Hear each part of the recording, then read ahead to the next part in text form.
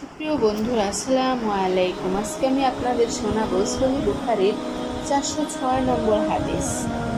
আনাস ইবনে মালিক রাদিয়াল্লাহু থেকে বর্ণিত যে নবী করিম সাল্লাল্লাহু আলাইহি সাল্লাম কিবলার দিকে দেওয়ালে কব দেখে তার নিজ হাতে মুছে ফেললেন, আর তার চেহারায় অসন্তোষ প্রকাশ পেল, বা সে কারণে তার চেহারায় অসন্তোষ প্রকাশ পেল এবং এর প্রতি তার ক্ষোভ প্রকাশ পেল।